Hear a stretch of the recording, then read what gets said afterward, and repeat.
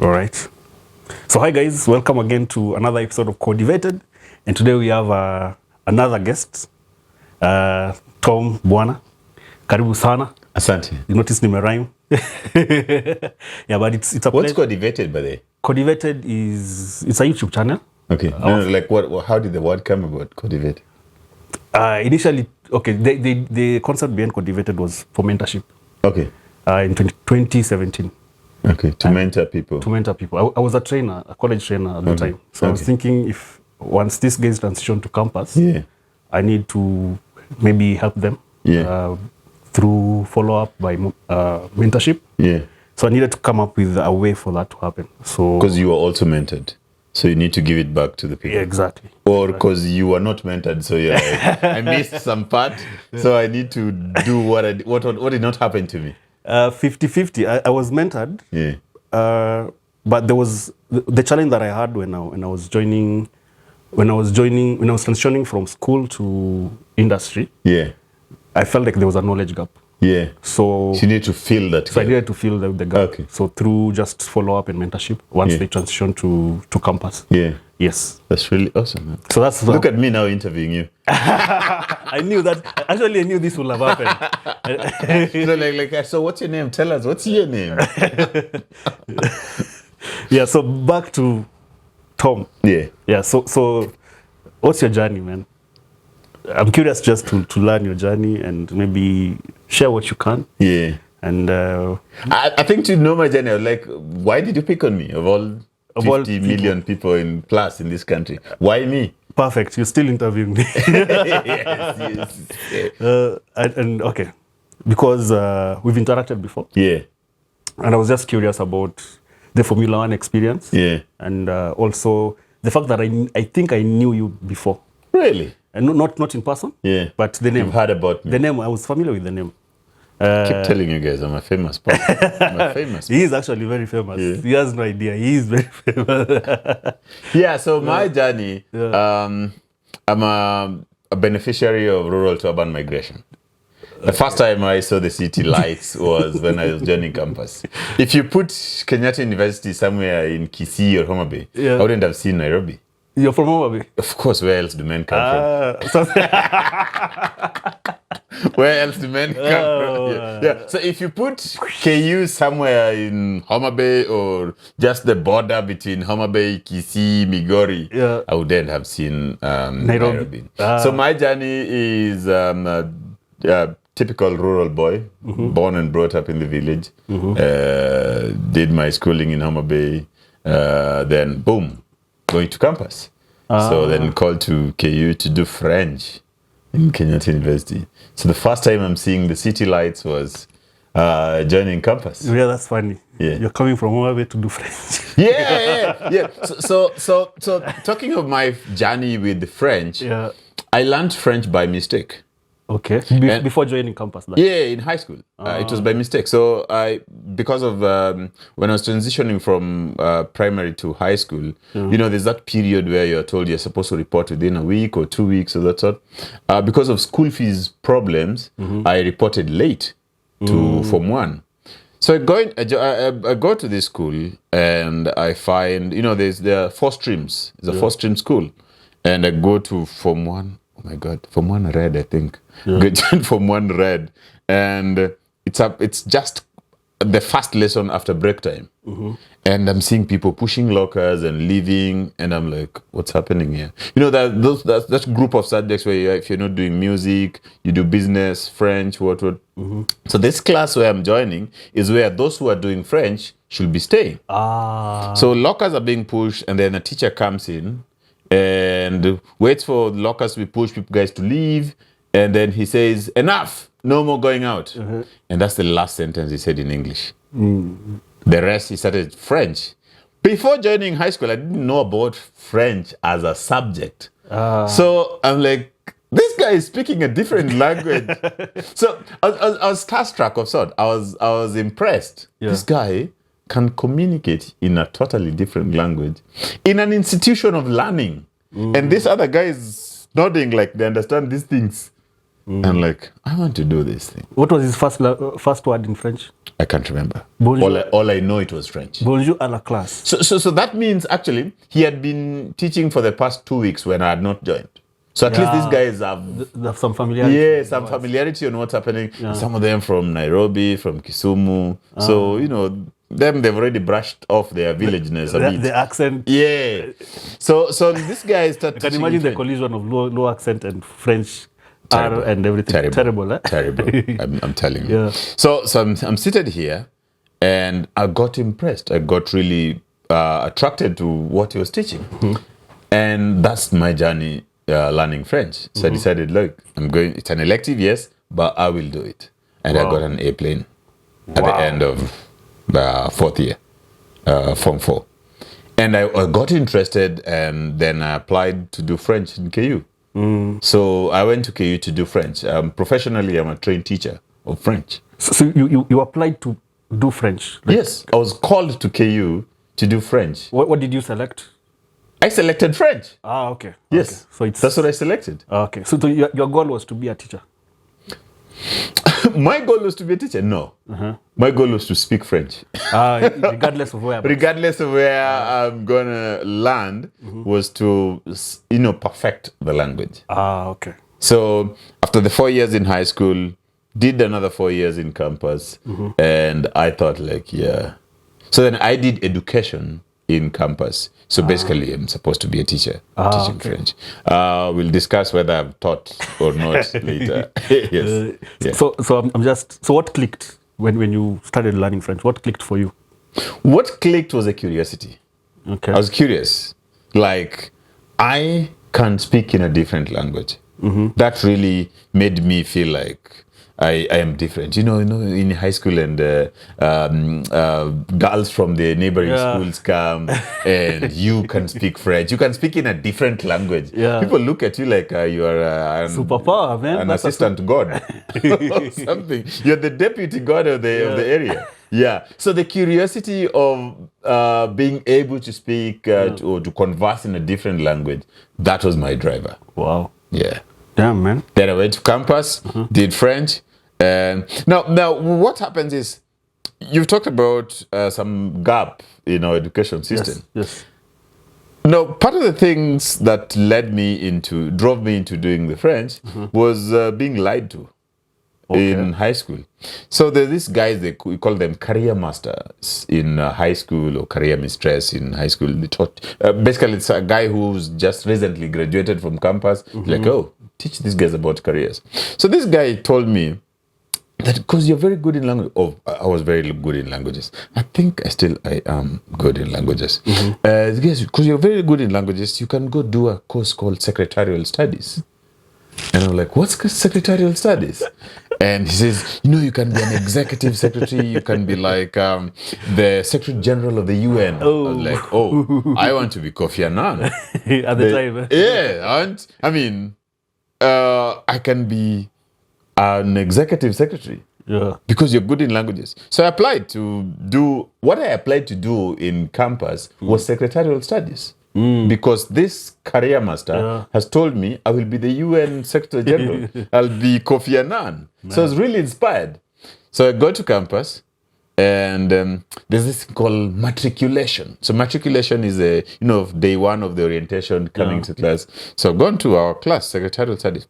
That time, wink, wink, my age, there was the typewriters. Yeah. Secretarial studies was taught about typewriters. Typewriting, yeah. The hard typewriting. Yeah, the typewriting. Yeah, that one. Age mate. Yeah, so I got this, and this lady, the lecturer or the chair of the department, has spoken for nearly 40 minutes, clocking 1 hour. And she lowers her glasses and asks, you at the back, what are you here for? Yeah. I'm like, yeah, you. So I'm like, me? Yes. I'm like, I'm also one of your students. Yeah. She lowers, actually, she now removed her glasses. She looked at me, said, in my 20 years teaching this course, you're the first male student I'm getting here. Yeah. Can I advise you? Please go look for another course to do. I'm like, wow. Wow. So this is you are called for this specific course? Yes. Can you welcome me with open arms? Wow. There's a male guy who has called airplane in all languages. All languages, yeah. And wants to do secretarial studies. Oh, what a wonder. Come on. This guy did not want to do medicine, did not want to go do law. Despite his airplanes, he just wants to do secretarial. Yeah. Good job. So this babe told me, Tokapa, go look for another course. Oh, I walked through classes and departments looking for another course. I went to School of Education and they told me, because I wanted to do French and Kiswahili. Yeah. School of Education told me no. Because the School of Education in Kenyatta University is controlled by TSC. Because your first employer is TSC. Yeah. If you do education. Makes sense, So TSC will say you can't do 2 languages. So pick of your Swahili and French, drop one. So I had to sacrifice my Swahili. This is really interesting. Because an acquired language, if you don't practice it, it fades away. True. So I looked at it, there's a chance of practicing Swahili on the streets every day. But French, where will I practice it? You are Luo. How did you manage to hack Swahili? Oh, I'm very good in Swahili. Yeah. He was very good in Swahili, by the way. Forget the stereotypes. It's Wala bin Wala is Luo. Of course, he is. Those are very good, despite the stereotype. Oh, there are a few rotten cabbages around. The hard nuts, But Luos, I think generally we are very good in Swahili. Okay, I'm speaking on behalf of all Luos. From Homa Bay. Yes. From Homa Bay. We're very good in Swahili. And I did extremely well in Kiswahili. Yeah. Yes. Okay, that's so man. So education now tells me to drop one language. So I drop Swahili, I do my French, and then you have to select a second subject. I did history. So history and French. So then, boom. That's my educational journey. So there used to be this thing when you pass French, you go to Paris. I don't know if during that time, was it? I'm still waiting to go to Paris. I'm still waiting to go Was it there during your time? No, it wasn't there. During my time, it was there. That you, in high school? In high school, yeah. Okay, I don't know your high school, the high school you went to, but I went to a very good high school. Agreed. No.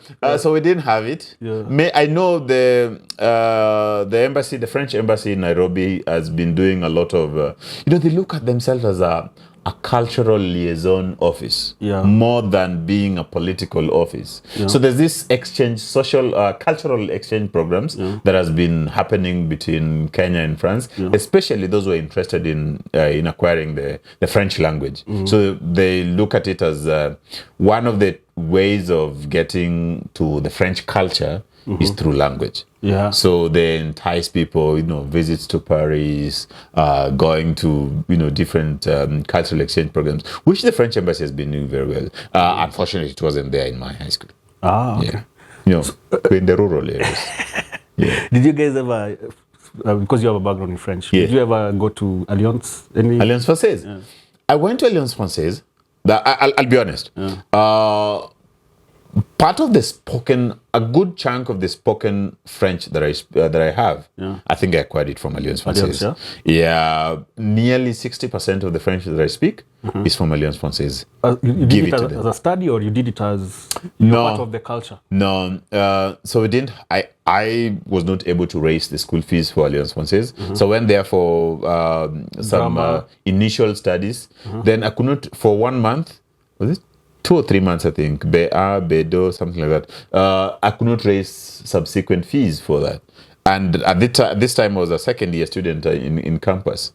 So, but I looked at some, windows that they had. They had this conversation classes, conversation, clubs, they're debating clubs. So without really paying school fees, you can join those clubs and really, really help me. And then their libraries open to the public. You can, of course, at a small fee. So it really helped me. It really helped me to boost especially the spoken bit of the French. Okay. Yeah. Man. Yeah. A plane in French. Yeah. Man, I did French by the. Oh, you did? Tu parles français, toi? Un peu français. Ça, c'est bon. Un peu français, c'est bon. I have to think in English. Yes. Then convert. And translate it. But I can speak slow. Okay. Yeah. One word. Petit à petit. Petit à petit. Yeah. Okay. That's okay. That's okay. That's how to acquire language. And if you do not practice it, it goes away. Goes away, yeah. Yeah. So like, I have someone who's visiting from Ivory Coast. Okay. So I try to speak. She cannot speak English well. You have an Ivorian girlfriend? No. Okay. Hey, slow down. Hold up. Wait a minute. She's just being denied. Whether you are in Ivory Coast, I was in Ivory Coast this year, in January. Yeah. One of the best trips I've ever made. AFCON, for the Africa Cup of Nations. Yeah. Ivory Coast is a beautiful country. Before I went there, I had to ask my friends around, like, hey, how safe is the place? You know, these guys have just come from a they came from a civil war. Yeah. And I was like, how safe is the place? How are the roads? Guy told me, like, those guys are better roads than you think, eh? They are better roads than your thicker road, superhighway. I was like, what do you mean? So, and that's what I loved it, because moving from Abidjan to Yamoussoukro, the capital, where there's some games were being played there, it's dual. 6 lanes. It was about 6 lanes, I think. No, actually dual road. So 300 kilometers on dual. Like, you don't meet oncoming traffic for 300 kilometers. I'm like, these are guys who have just come from a war. Their GDP is nowhere compared to... And these were built recently?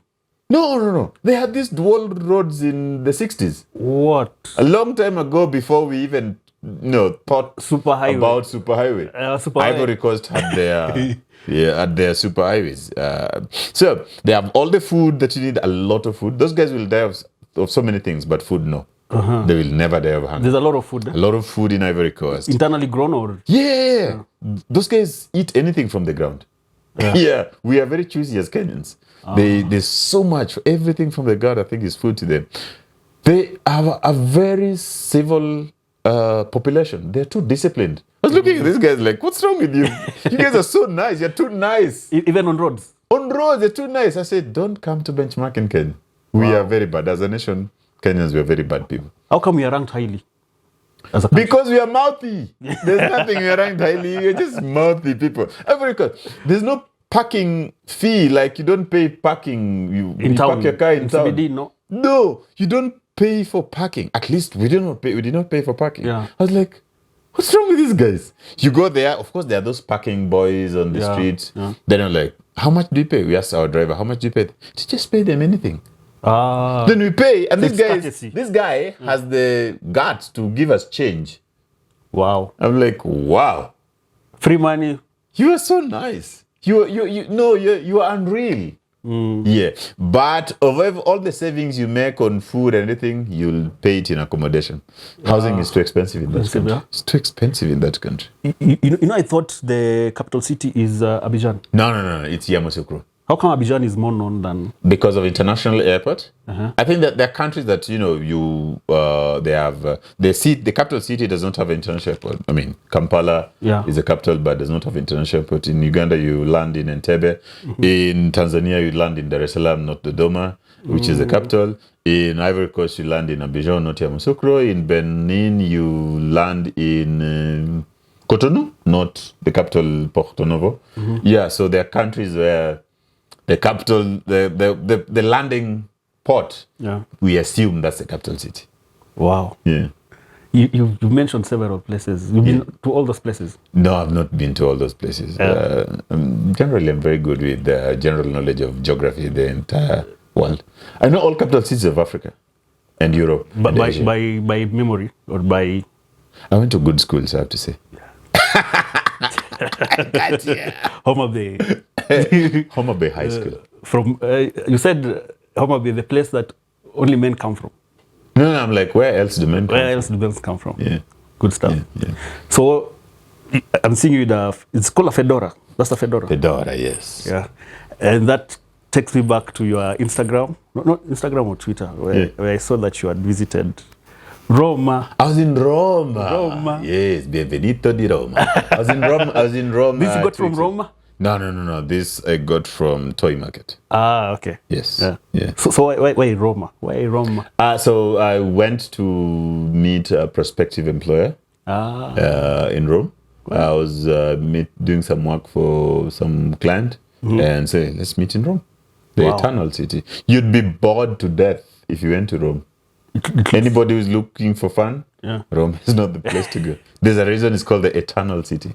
If you are interested in history and geography, Rome is your heaven. That's the reason it's called the Eternal City.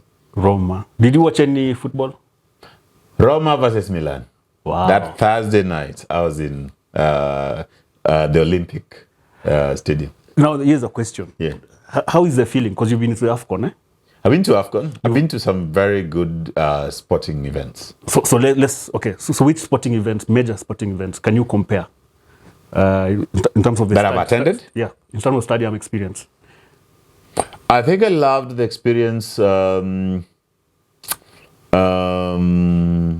Where a fully packed Nyayo Stadium to me is unbeatable anywhere in the world. On a Mashimeji Derby day, fully packed Nyayo Stadium. I've been to many football grounds, many sporting events, but it doesn't compare. Nyayo Stadium is epic. The government is not watching, you can be honest. I'm being honest. I'm not a government spokesperson.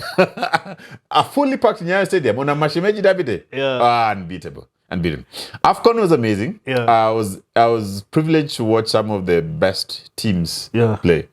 Nigeria versus Ivory Coast in the group stages. Nigeria winning 2-0, I think, That same evening, Ghana, Egypt, watching Mo Salah and the Ayew brothers who were playing for Ghana that evening. I think that was a big match. And then my eternal love, Cameroon playing Senegal in Yamoussoukro. I think that was great. The atmosphere in West Africans generally love their football. I think so. It was amazing. In Europe, I've watched some great games. I've watched, of course, I was in Rome to watch Roma versus Milan. The rivalry is just out of this world, especially at that stage of the Europa League. It was the quarterfinals, Quarterfinals. Yeah, it was great. I've watched the Merseyside Derby at Goodison Park, Everton playing Liverpool. Incomparable. The atmosphere is just crazy. Those two teams from the same city, they love to hate each other. The fans. And the distance is like what?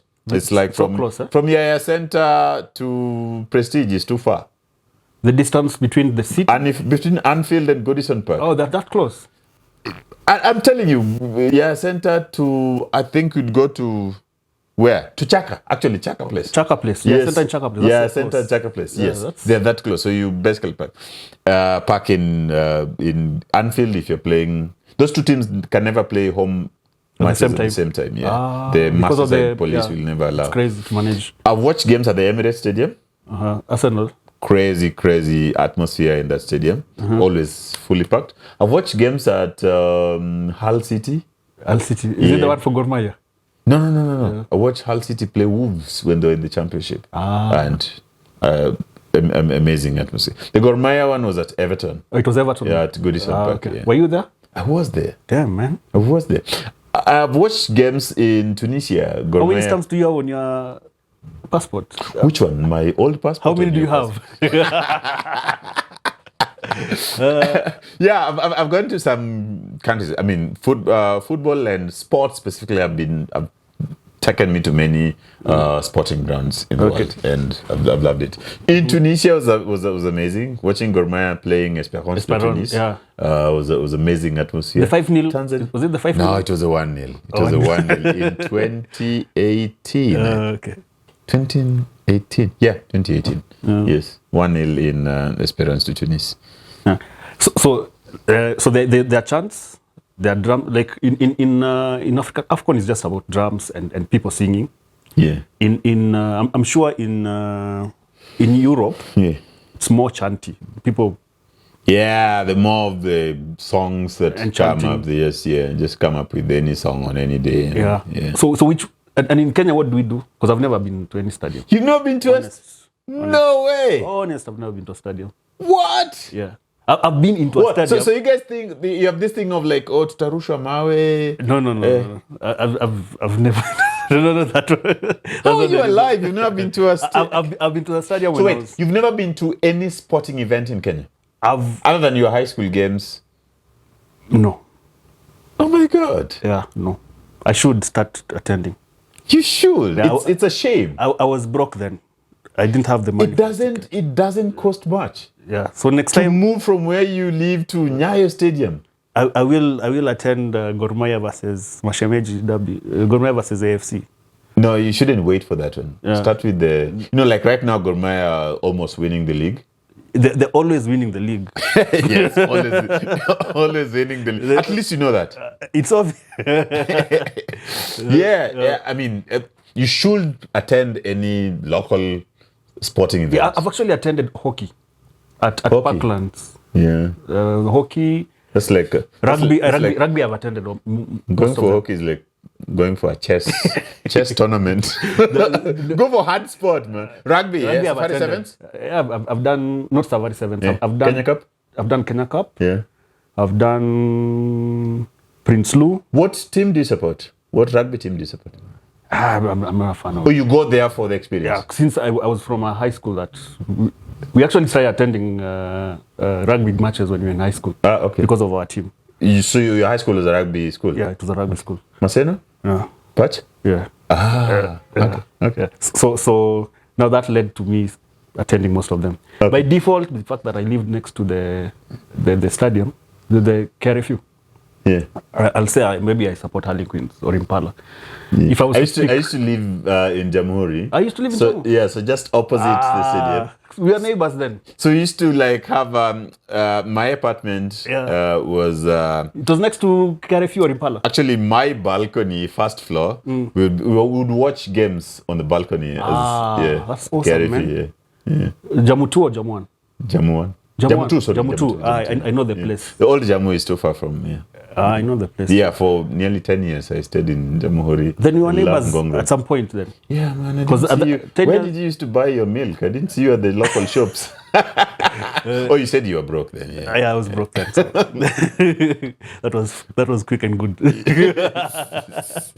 Yeah. Yeah, so sporting events are amazing. Yeah. You don't really need to be supportive. Of course, you need to support a team, but the experience is crazy. Yeah. I think now I'll make sure I just go for football. Go for football. Even Harambee Stars. Start with Harambee Stars. If you fear being marshaled up with the Gourmet and the Leopards, go for Harambee Stars. I'll do one soon. Please do. And I'll make sure I share it on. There are 7, like as we speak now, there are 7 matches remaining in the Kenyan Premier League, Football Premier League. Yeah. And Gourmet looks like the winning. So maybe I'll invite you for the day we are being crowned. Lifting the trophy, yes. Okay. Yes. Awesome. So we'll take a break and then we transition to the part 2.